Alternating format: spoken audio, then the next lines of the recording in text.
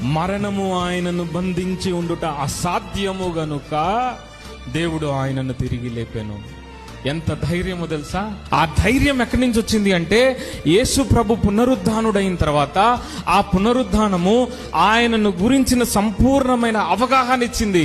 ఆ అవగాహనలో నుంచి ఇప్పుడు పేతురు అంటాడు, నువ్వు ఆయన్ని చంపగలిగావు, నువ్వు ఆయన్ని చంపావు, కానీ మరణం ఆయన ఏం చేయలేదు. మరణము ఆయనను బంధించి ఉండుట అసాధ్యము గనుక.